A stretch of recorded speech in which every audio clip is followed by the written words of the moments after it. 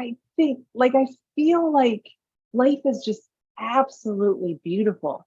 And we will go through so many things. We'll go through so many ringers. We'll go through many roller coasters, ups and downs and injuries. I mean, I lost my dad. I had 4 miscarriages. I went through a divorce. I, there were so many things that have happened to me, but I still look at life and I think, how beautiful is this? Like, yes, do I live in Costa Rica and I live very minimalistically and my my TV set is my sunsets at night, so I look at living a better life because I choose to do that.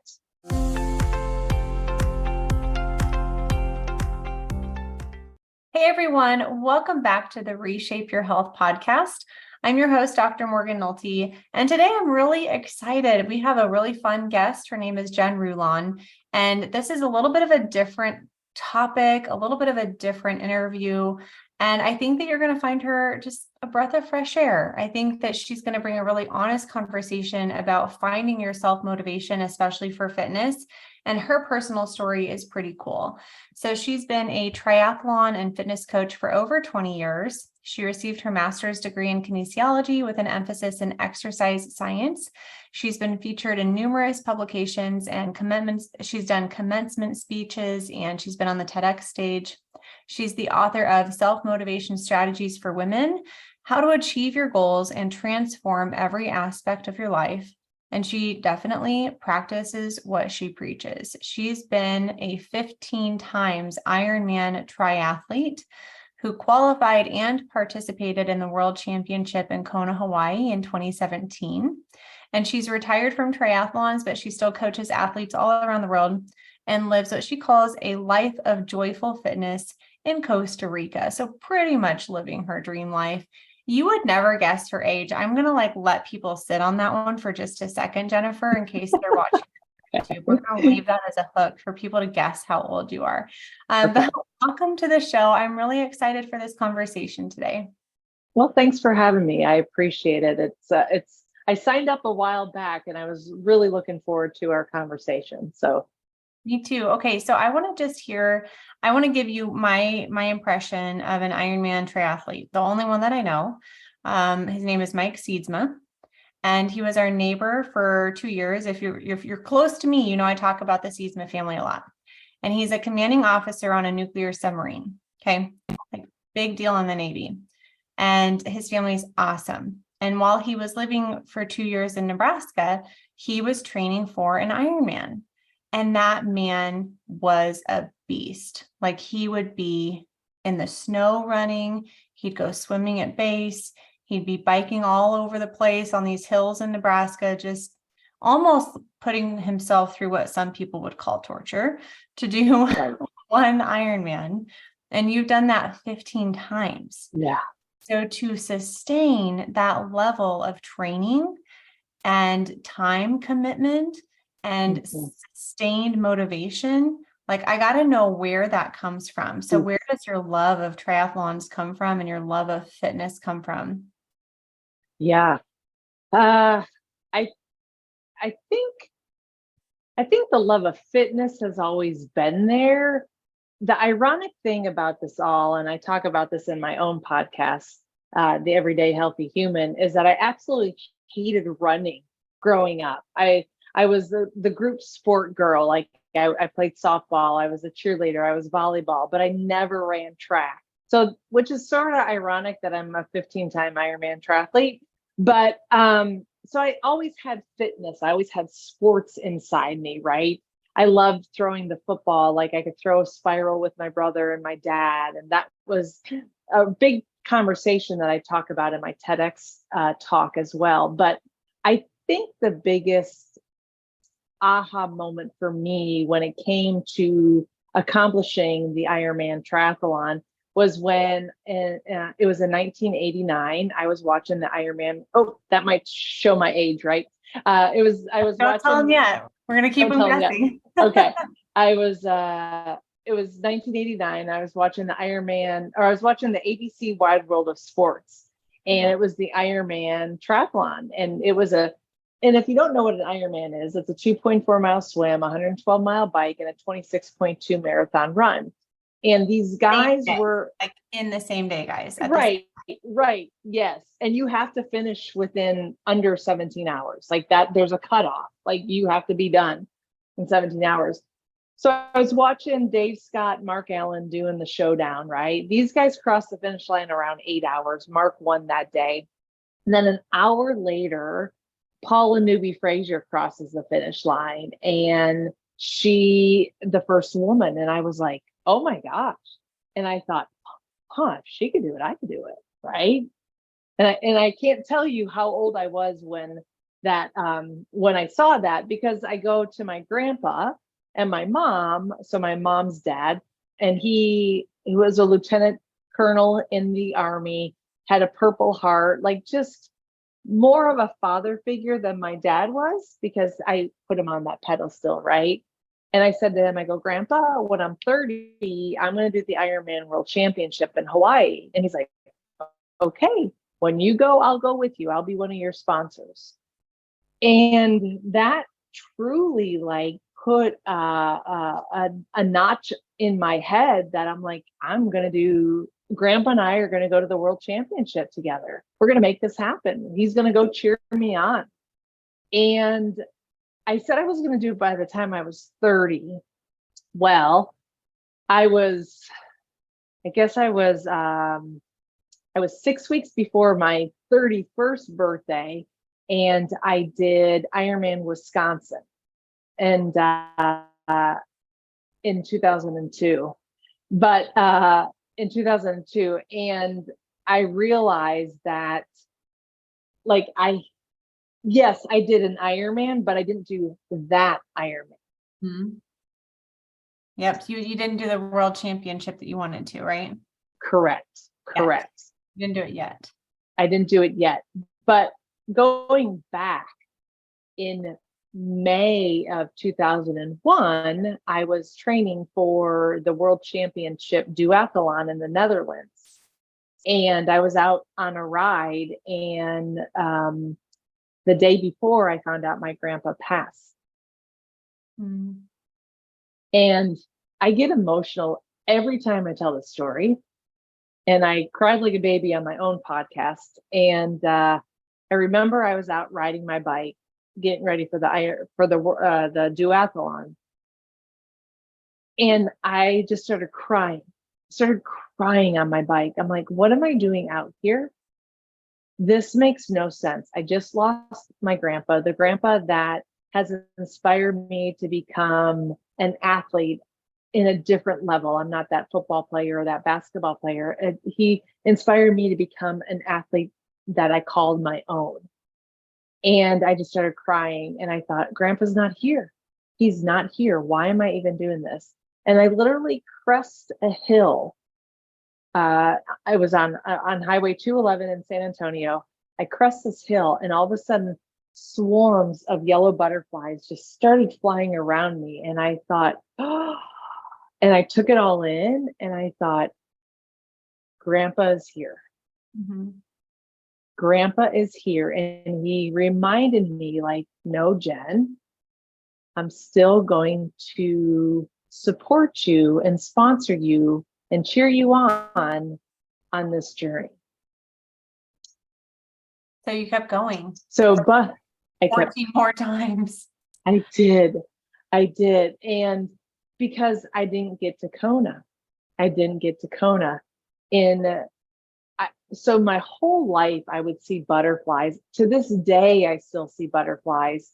I see them in some of my most beautiful places in my world. And I've seen them in some of my darkest times. I've seen those butterflies just following me around and really teaching me to do my own metamorphosis, whether that's, through moving to Costa Rica, whether that's retiring from the sport of triathlon.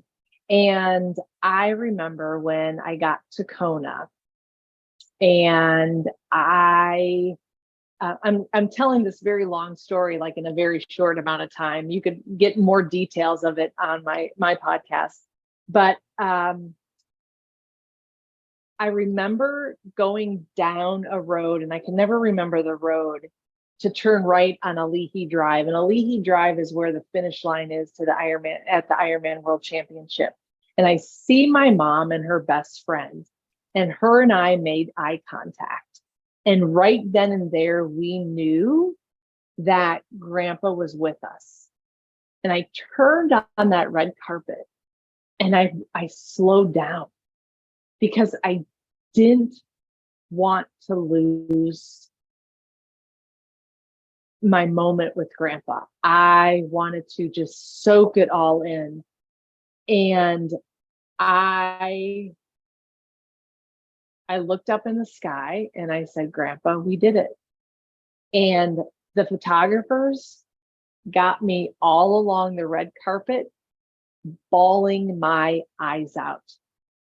I could not, because I almost didn't want the journey to end, because I didn't want to forget about Grandpa.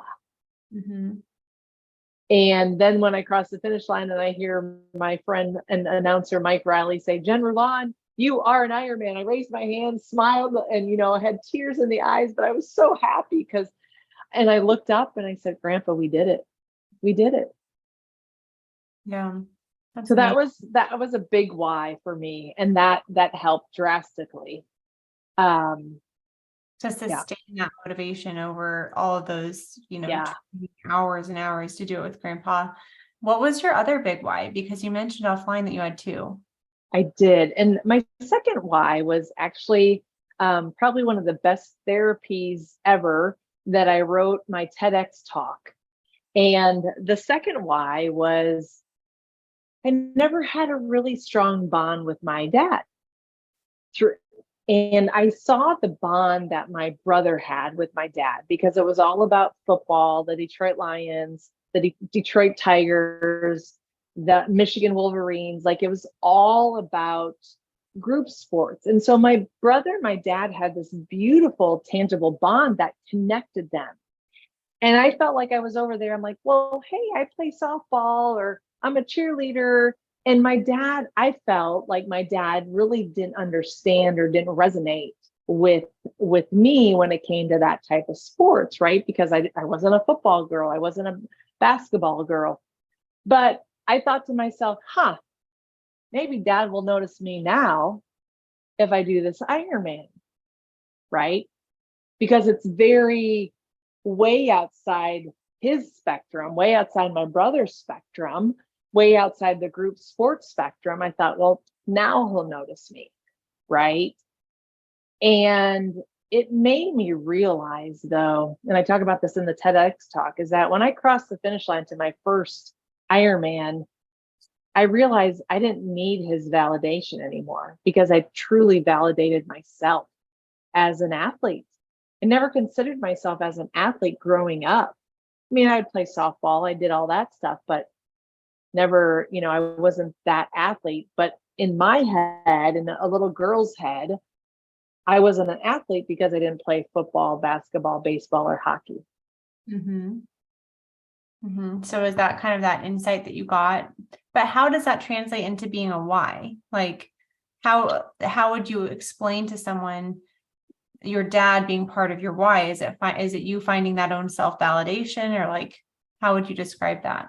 Yeah, that's a good question. I think it's me finding my own self-validation is really, here I had Grandpa as a why, as an inspiration, but I also had my dad as an inspiration and a why, because he pushed, like, I feel like my dad almost pushed me to get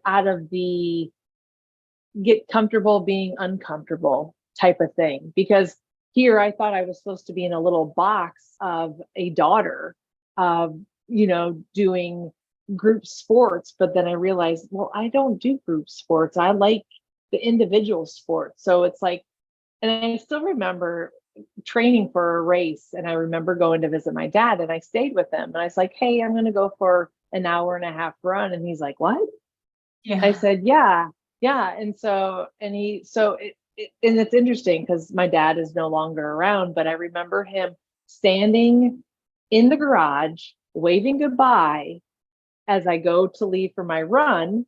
And at that time, I don't think I had a phone, or if I did, I didn't really carry it with me. I just would stop at Barnes and Noble or a gas station if I needed him, right? And then I remember coming back, and I swear he was in that same position. And he was like, "Where have you been?" I go, "Dad, I told you I was going to be running for an hour and a half." And he's like, "But it's an hour and 40, I go, "Well, I had to stop and get water." I go, "Have you been standing here the whole time?" He's like, "No, but I kept looking at my clock. Like, where's my daughter? Where's my daughter? And I think it just made him realize that, oh, she is an athlete. And like I said, I didn't think about that later on in life. I just, yeah. That's interesting. So I'm sure that there's people listening who are asking a couple questions, just basic, like what the heck did you eat when you were doing all of this training? Right. Yeah. How much eat, like how much protein, like how many carbs were you eating? I'm guessing I'm just curious on an athlete's nutrition.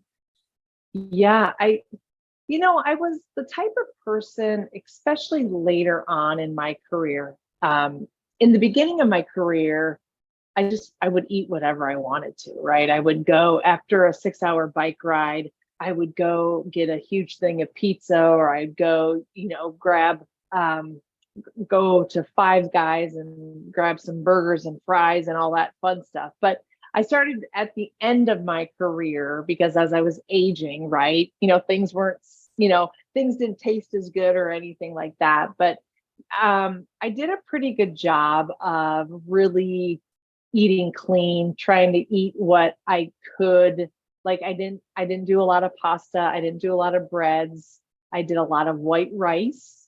I did a lot of fruits. I did a lot of vegetables, but I did a lot of quinoa, like little things like that. I didn't do a lot of pasta. People are like, "Oh, you got to eat pasta. You got to eat pasta." But pasta never sat well for me. I never enjoyed that. And then my protein, like chicken, ground turkey, ground chicken, beef, pretty basic stuff. Avocado. Oh my God. Peanut butter was like, would not stay in our house for ages, like for 3 days, the peanut butter was gone, things like that, almond butter, same thing. Like whatever you want, because you're burning so much of it off. You just have to replenish that muscle glycogen with carbs. And okay.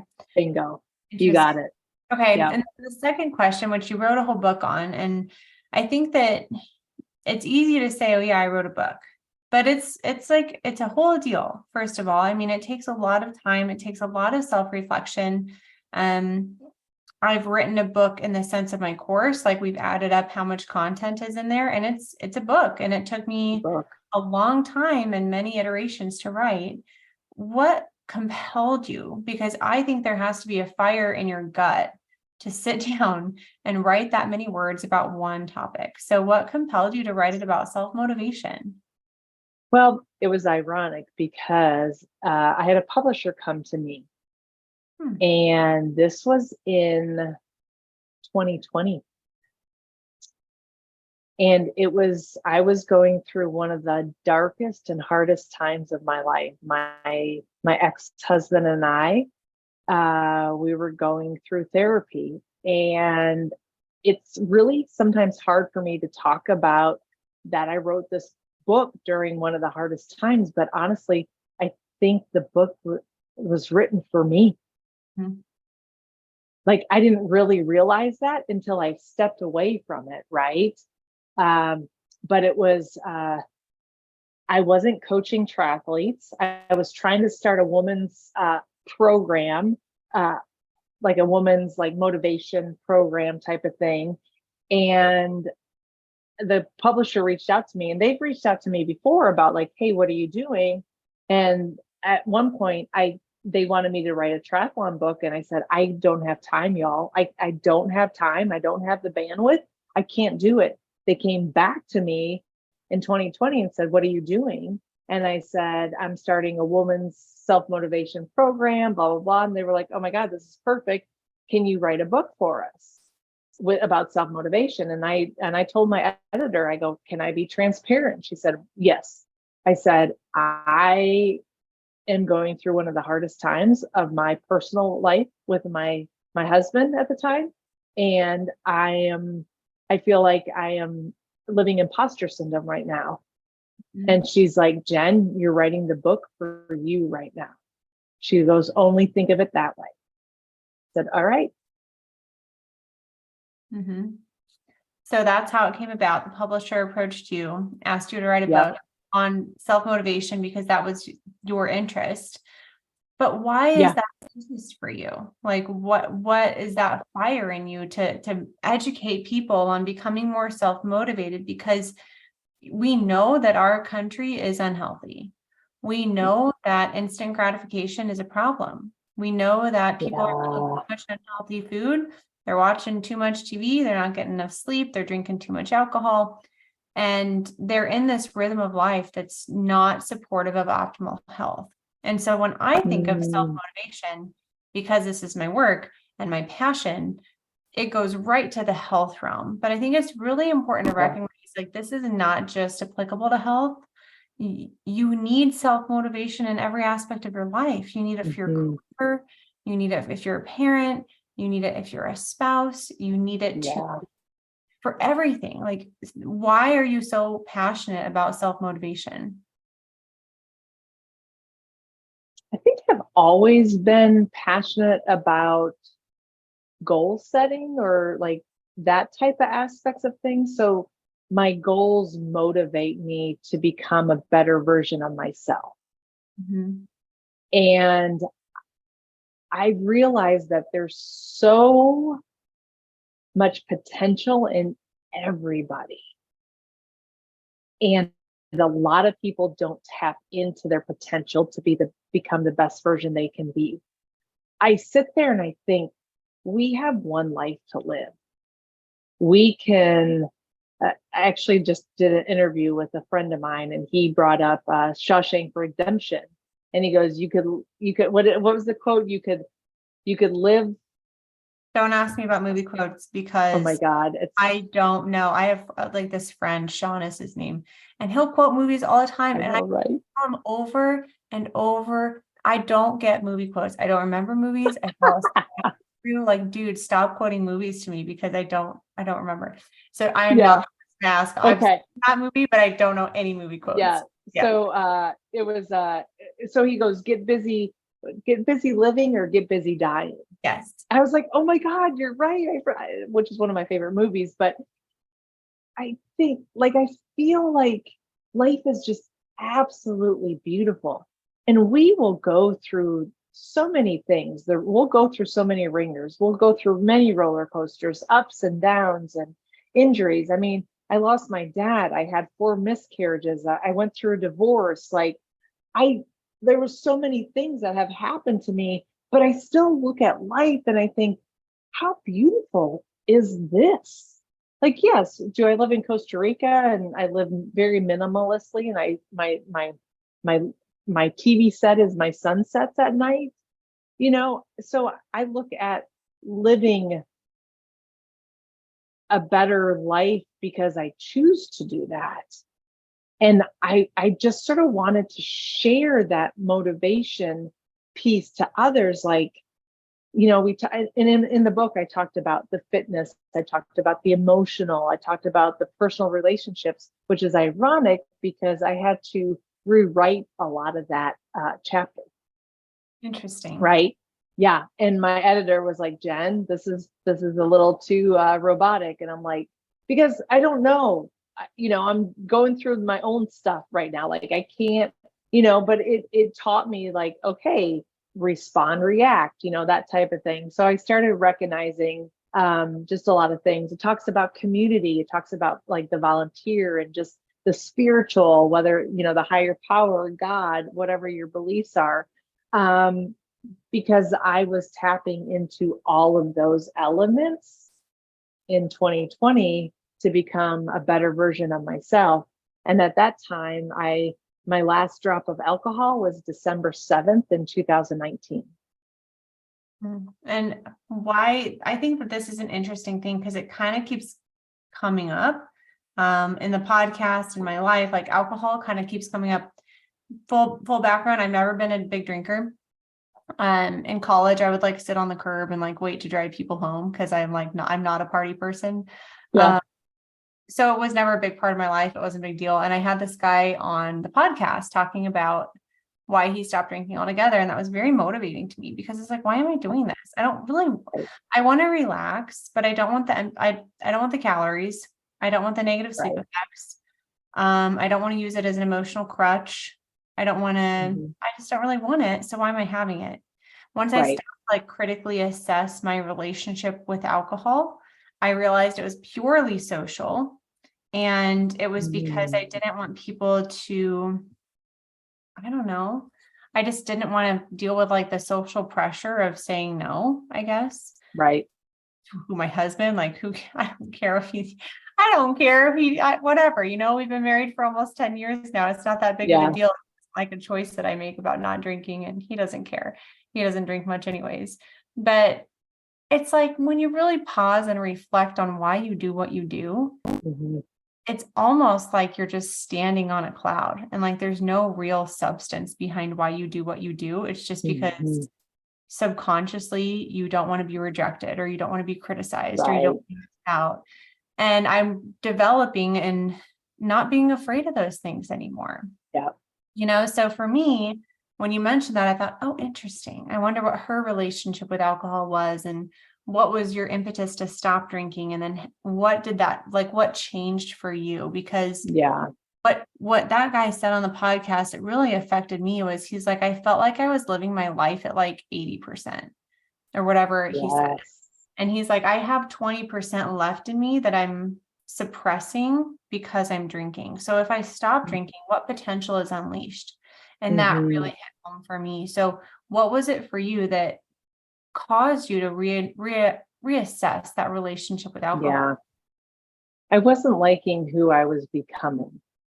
I didn't like how I was responding or reacting to my ex, while I was drinking, to my family and friends.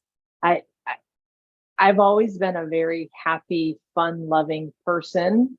I love life. I'll dance in the kitchen with or without alcohol, or I'll dance when I'm cleaning, right? And I started recognizing that I wasn't living with joy anymore. And it's sort of what we talked a little bit about before, is that I felt like, one, it became a habit, right? Because it was a couple glasses of wine. You got the first glass of wine before dinner, just while you're making dinner, and then you got the second glass of wine while you're drinking dinner. It's like, oh, well, let's open up another bottle because it's the weekend. And it got to a routine and a habit. And the crazy thing is that here I was still doing races and I was drinking, but my last race, I actually quit for 6 weeks prior to my last race, and I had the best race of my life. Right. That unleashed potential. Yeah. Yep. So I think what I recognize is that I wasn't like I said, I wasn't liking who I was becoming, but I also thought, and I also realized that I was masking who I could be. Want to walk us through that one a little bit? Because I think some people maybe who have been tuning out or driving, or maybe they're on a walk, I'm masking what I could be. And I think a lot of people are going through life doing that. I've done that. And I think a lot of it comes down to fear for me. Whenever I find myself numbing or masking, it's a fear of something. So 100%. It was the fear that I wasn't happy in my marriage. And I think this is the first time I've ever admitted this on a platform. And I couldn't explain or elaborate or understand why. Like, he didn't do anything wrong. He was he still is an amazing human being. And I will always love him, always. But I couldn't understand, why am I not happy? I realized that I have to make myself happy. Like, that's me. But then I didn't want to be the person, 30 years down the road, sitting on a couch, drinking alcohol, going blind, and thinking, well, why didn't I ever travel to Costa Rica? Why didn't I ever travel to Spain or wherever? Like, and I'm not saying that we didn't travel. It got to a point where I'm like, I just wasn't, I saw a pattern with my family. My dad was an alcoholic. My grandpa was an alcoholic. My great grandmother was an alcoholic. So all on the line of my dad's side. My uncle quit drinking. So my dad's brother. My brother quit drinking a year prior to me drinking, and I started seeing the things that was happening for him, and I thought, wow, like that's pretty impressive. Like, what if I stop drinking? What's going to happen? Like, what potential can I do, and can I be? And so I got a lot of clarity. And I took the mask off, and the mask was alcohol. And I had to face some of my darkest times of going through therapy as an individual and as a couple, and then asking for a divorce. Mm-hmm. So how did you go about navigating, writing about self-motivation, going through it when you needed it the most? Like, what were some of the biggest things that you told yourself to get you through those hard seasons or those hard moments? To stay present, to stay in the now, to not worry about the future, not worry about the past. Like when I wrote, I would get up at 5 o'clock in the morning, turn the coffee on, grab the cup, and just sit and put my beats on and just type, right? I had to stay present. I didn't need any outside noise going at the time, and nobody was up at that hour anymore, right? Or that, and that was in 2020, right? People were sleeping in, they were going to work and throwing a shirt on and, walking upstairs type of thing, right? So I think just staying present was one thing.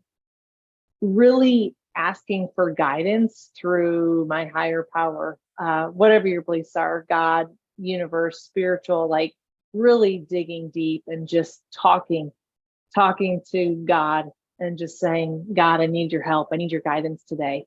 Can you just get me through this one chapter? Can you get me through the situation that happened? Can you, and then number 3, fitness. I had to do movement every single day while I was writing that book, whether that was me going to my workouts in San Antonio at SoulFit, whether that's me going for a walk, or going for a run. I was still running at that time, but yeah, just really, and having a community. So I think really 4 things. Yeah, that's awesome. So why did you decide to continue to remain like abstinent from alcohol? I love, I think the first year was more of a challenge. Like, yeah, I'm going to go a year without alcohol. Right. And then I got to year and a half. I'm like, I don't need it. It doesn't taste. I don't even know if it tastes good anymore. Right. I just don't need it. And I realized for me that I love my life. I love my life without alcohol. Like my life right now brings me so much joy, so much joy. And yeah, I'm living in Costa Rica, like 2 minutes from the beach. I went surfing this morning. Like, how great is that, right? But I'm also back to back from 8:30 to 7 o'clock tonight, doing podcast interviews and chatting with my team, my triathlon team that I coach. Like, I'm still working, I'm still doing things, but I'm living authentically. I'm living with truth. I'm living with joy and happiness. And I think, like, even when we were talking earlier about my introduction, like I told you, I'm like, it's very robotic. And I think now if somebody was like, well, who's Jen Rulon? And I'm like, I'm a girl just trying to find happiness living in Costa Rica, chasing sunsets on my bike and finding, blue morpho butterflies. And I mean, trying to find happiness. Mhm. Well, what I about don't have anything to prove. like, what about the people who have ties, like, Right. well, that sounds I great, know. Ben, but like, I'm just going to give you my life, for example, but we're farmers in the middle of Nebraska and you can't move land. And we have 2 kids in school No, and we're not going to pick them up and move because our grandparents no, are, but here's the thing, we love our life here. Like, of course. so 100%. much so. But I wrote down the word present because I think that's one of the keys to joyful living that a lot of people take for granted, is just that presence of mind. And I was even thinking about from an endurance athlete standpoint, how do you train your athletes? Because I would assume that a lot of it is mental and not thinking about 5 miles from now or 10 miles from now. You're just thinking about the next step, because Mhm. the way I describe it is fear is you're placing your attention on an undesired outcome. So fear or worry is you're just placing your attention on an undesired outcome. Whereas faith is you're placing your attention and energy on a desired outcome. So it's very similar, right? And then if we're worrying, or we're maybe not worrying, but like if we're guilty or we're feeling shameful or we're second guessing ourselves, then our attention is on the past. Well, we Right. can't do anything Yes. about that. So we're losing our personal power when we're not in the present. Do you coach Mhm. your athletes on mindset things to improve their endurance at all? I'm curious. Or did you do some of that for yourself, or just how do you not get Mm, bored when you're running for a yeah. long and trying to know? It's interesting because a lot of the athletes that I have now are very much like me. They're very self-motivated. A lot of the people that I work with are entrepreneurs, doctors, nurses, people going to school for being a doctor, like busy moms. Like they're the type of person that is very self-motivated, and they know they're going to have good days on running. They know they're going to have bad days biking. They know that they're going to have terrible days swimming. They all know that, but they all know that those are the lessons that they learn for the next round, for that next swim. So, prime example is Jeff, who's an anesthesiologist. He's got 2 kids, married. He's on call, and he will put in his workouts like, hey, I have call at these during these weeks. And I know not to give him a swim because he can't get a swim in. But then I also know that if he is on call and I give him a workout, he's like, hey, I'm going to have to get up at 4:00 in the morning to be running by 4:30 to get this done. And I was like, or you can move it. He goes, no, this is going to work better in my schedule. Like, my athletes that I coach have that mindset. But I've also realized in my coaching, not everybody has the mindset like me. And that has been super challenging for me as a coach, because I do try to figure out, well, okay, they don't have the mindset like me. How can I help them? So I go back to the basics. Why do you want to do this Ironman? What is your purpose? What do you want, just a check in the box? Because getting up at 4:00 in the morning is going to be really hard if it's just a check in the box, right? And it can be very challenging. And I think I don't expect everybody to do an Ironman. I don't coach just Ironman triathletes. I coach cyclists and runners as well. And but going back to finding that why is crucial. That's where we start with all of our clients, is your why. Perfect. And I like to say, keep your eye on your why. Like I used to have a sign Oh, behind I like that all the time. But for me personally, that's one of the biggest challenges for endurance sports. I've done 5 or 6 half marathons in my life. Loved it. I haven't done a race longer than like a 5K since I had kids, and my youngest is 3. And that's something that I think I might like to get back into. But one of my biggest challenges with endurance is getting bored. And what did you do? I mean, do you just listen to hours of music? Do you listen to nothing? Do you listen to podcasts, books? How do you not get bored when you're training? Stay present. Yeah. Yeah, you have to stay in the now, because I was just telling a girlfriend about this today. I loved stepping away and jumping in the pool for an hour because I didn't have this. Mm-hmm. I loved being on my bike for 6 hours because I didn't have this. Mm-hmm.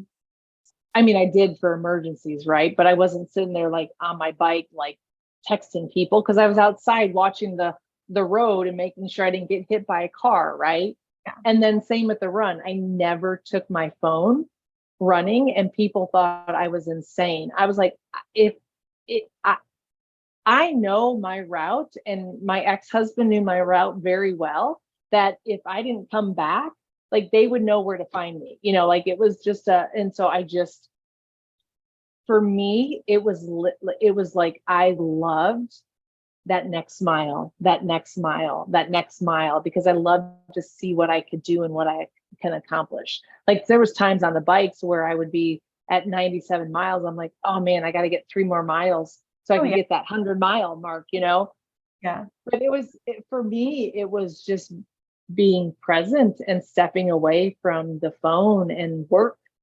Mm-hmm. I was watching, my husband and I were watching a documentary called Quarterback on Netflix. And it was interesting. It followed Patrick Mahomes and Kirk and another quarterback that I'm forgetting his name. I don't remember, but Kirk Cousins, it was interesting to see what he did for his mindset work. So he actually had like a phone app, and it was, he had his headphones in. It was almost like he was watching a show, and then it would dim out pretty frequently. And every time it would dim out, it was almost like a cue for him to focus. And so it was just a mindfulness practice to continually refocus on what you're doing and not let those thoughts like drift in and out. Did you have anything? Because the only thing that works for me when I'm running is reconnecting with my breath and then finding something very specific to look at and show gratitude for. Like, I'm so grateful that I live in this beautiful location and that the grass is just beautiful this time of year. Or I'm so grateful that the water is clear. Or I'm so grateful that I can run. Like connecting to my physical body and showing gratitude for how good it feels to be able to move, like that really works for me. But I got to do it all the time. Like otherwise my brain is like a little pinball machine. It goes, so what works for you to stay present and mindful during those endurance things? Butterflies. Well, you just see them all the time then? I would see them a lot. I really would, because I would look for them, right? Because there would be times where I'm like just chugging along and I'm looking down and I'm running. And I'm like, oh my gosh. And I would look at my watch and I would do this. And I would just be like, oh, where's my next water stop? And then I would look up and be like, okay, take a deep breath in. You're almost home, right? And then all of a sudden it would be like flutter. Yeah. And so butterflies played a huge role. But yeah, I think I always talk about this too with my athletes. Like, you're going to have a little angel on your shoulder. You're going to have a little devil on your shoulder. And the angel's going to be like, oh my God, you're a rock star. You're going to do awesome at this race. And then you got that little devil going like, what are you doing? You're super slow. You're never going to make it, whatever. And so if you start having those little fights in your own head, you got to figure out, how do I get rid of that person? How do I get rid of that negativity? Sometimes that negativity can help motivate you, right? Be like, oh yeah, I'll prove it to you. I'll show you. But if you push them aside and listen and have a couple good thoughts going through your head, and it's just, for me, I mean, it could be anything in life. Like, no, you are a good student. No, you are a good mom. You're going to have moments. You're going to have bad miles. You're going to have bad hours. You're going to have, I think so many people stay stuck in that one story that they're dealing with. Like if they got in a fight with their daughter or whatever, a mom got in a fight with a daughter, like the mom sitting there stewing over it, stewing over, stewing over. It's like, no, just don't worry about it. You're a good mom. You're being a mom. That's what it's all about, you know? Like, don't sit there and start making up stories in your head about what you did right and what you did wrong. Like, you did it. If you did it authentically, then you did the right thing. Well, I think that's a good lesson for all of us to be present. I want to talk before our time is up a little bit about your transition into menopause, which gives a little bit, gives your age away a little bit. So she's 51. For people who have been sitting here this whole time wondering, how old is she? She's 51. Yeah. And we were talking, I said, well, how has your fitness routine changed? Obviously, you don't have to be as rigid because you're not training for triathlons, but going from like your 40s to your 50s, how have you changed your fitness routine and why? Yes. So I was perimenopausal in 2017, getting ready for the Ironman World Championship. And I just assumed it was my training. I thought, oh, well, I'm sweaty because of this. I'm sweaty because of that. And I remember going to my OB-GYN after that race. And I was like, I don't know if I'm going through it or not, and he's like, well, let's get a couple blood work. So we got one set of blood works. And then, 3 months later, we got another set of blood works. He's like, yep, you're going through it. My mom went through it very young. So when I realized, I remember listening to a keynote speaker at a triathlon training event. And she said, it was Stacy Sims. She said, if you're perimenopausal, stop doing long, slow distance events and start lifting heavy weights. And I thought, And so in between my Ironman, I did 4 Ironmans. I stopped, drank the Kool-Aid, did CrossFit, did a whole bunch of strength training, like did all that, and then did 11 more Ironmans. I loved how I felt in the CrossFit space, in the triathlon, in the strength space. And I even strength trained back in college with the college boyfriends, right? And so in my master's, I started recognizing like, oh my God, that's right. Like after the age of 30, we're going to start declining our muscle mass 3 to 6% every decade. And when it comes to 60, after 60, we drop even more so.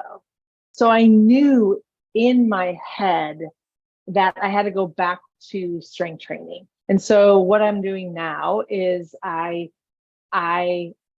what would you say? What did we say? I joyfully, I live a life of joyful fitness. So I am strength training 4 times a week. And it's either with a class in Samara, Costa Rica with my Costa Rican family and my friends they all speak Spanish and I'm finally learning it. Right? Or I will do it on my patio. I have all the weights. I have dumbbells. I have kettlebells. I have a TRX. So I will do 3 to 4 times a week, mostly 4 times a week. And then I do walks. I would say 3 to 4 times a week as well. I don't run, but there are days where I will be sitting on the beach drinking my coffee and I'll be like, I think I'm going to go swim today. So I go out, get my swim cap on. I jump in the water, I'll swim into town, which is about 1,500 meters, and then I'll walk back or I'll run back. And then I've just started taking up surfing. Just now? I didn't know it was just now. Yeah, you said you surfed this morning. I figured that was like a lifelong hobby or something. Oh no. So we can teach an old dog new tricks. So yeah, I've taken lessons off and on, but since I moved here, I finally took a lesson on Monday and I've been out there Tuesday and Wednesday, taking tomorrow off because I am so sore. Oh, you are? What is I am so sore. Like what it's sore? It's my lower back because it's like you have to arch the back and then pop up, right? Or pop up that way, this is how I pop up. So it's like that pop up, that quick pop up. And then like my shoulders are my lats and my traps are just like, cause you're digging through that. And so, I'm just, and I think mentally I'm tired from the surfing, right? Because there's so much to think about. It's like head up, lower back tight, pop up, like do a burpee, like catch the wave, look back, But I have to say, yesterday, for the first time, I caught the way, because I've been watching videos on YouTube too, right? I have a girlfriend. I have a woman. Her name is Maggie. She's in her 70s and she moved down here 4 years ago and she took, and so she's been helping me. Oh And my so we're God. going to serve. She's so cute. And so she works out, but at my gym too, but we're going to surf on Friday, Saturday, and Sunday. It's already like, we already have a date, we're looking at the tides and we're like, this is what we're going to do. But I have to say, yesterday I caught a wave for the first time, and it was so freeing and so real that it was me staying in the present. It was me without my phone. It was me going back to the girl that I used to be in the triathlon space. And I want to encourage everyone to find that. And so I know exactly the feeling that you're saying, because the same family that I mentioned earlier. So Kate, they're super adventurous, and Kate took me quote unquote mountain biking in Nebraska, which is like little hills. But for me, it was very scary. And it was exhilarating. Like, it's that feeling of exhilaration where you're totally present in the moment. Otherwise, you're going to get seriously hurt. You're going to slam. Yeah, it's true. Yeah. And it was so fun. So I feel like if there's any takeaway from today's podcast episode, I hope that you guys all can find your level of joyful fitness. It's going to look different for every single person, every stage in life. I hope that you find your why, you find that self-motivation. If you need help, get Jen's book. We're going to link her website in the show notes.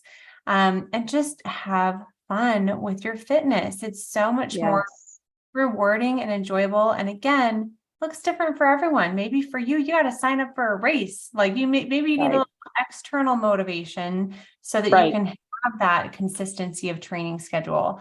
Or maybe for you, it's like, you know what, I'm going to go on a trip to the Grand Canyon, or I'm going to book a trip to Colorado and I'm going to hike a 14er, or I'm going to do, the Havasupai hike in the Grand Canyon, find whatever motivates you, I think, and then book it. Like, put your money where your mouth is and either get a new pair of shoes or buy that gym membership or sign up for the race or book the trip, do something. Because I think especially early on, people usually need that. Like, they need that little kick in the pants.